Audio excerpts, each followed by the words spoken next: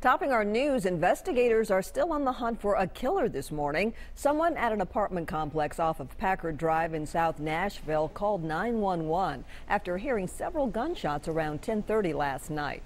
When police arrived, they found a man who had been shot multiple times inside his apartment. An eyewitness told police he saw the gunman running away. The name of the victim is not being released at this time. A Nashville community activist will be memorialized tomorrow. A visitation will take place for Francis Guest this afternoon at the Lewis and Wright Funeral Home.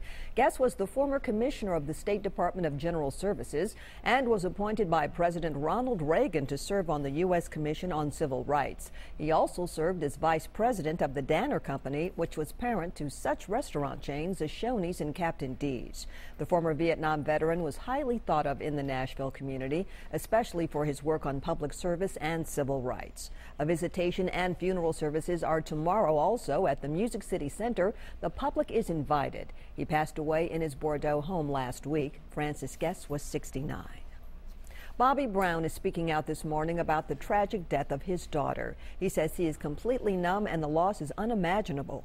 The 22-year-old only child of Whitney Houston and Bobby Brown died Sunday, nearly 6 months after being found unresponsive in her bathtub. Bobby Christina Brown died in a manner very similar to her mother.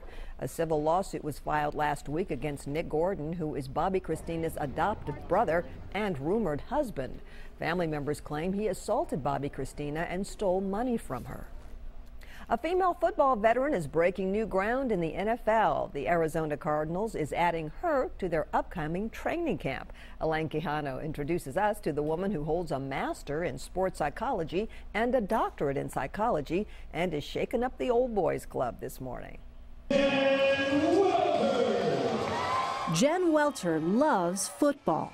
The 37-year-old played professionally for 14 years, mostly for a women's team based in Dallas. Her career included a stint with the Texas Revolution Indoor League, where she went toe-to-toe with the men. She then joined that team as an assistant coach. This is football weather right here. Like, this is, you don't get any better. She'll take the field this summer for the Arizona Cardinals with their coaching staff as a training camp intern, teaching some of the hardest-hitting players in the league, the linebackers.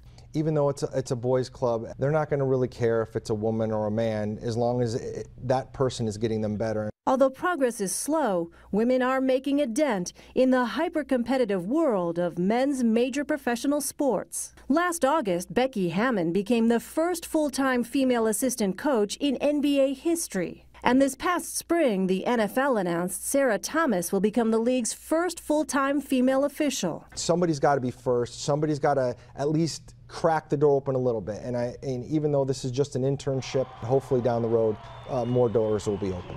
Elaine Quijano, CBS News, New York. A whole new meaning to Plays Like a Girl.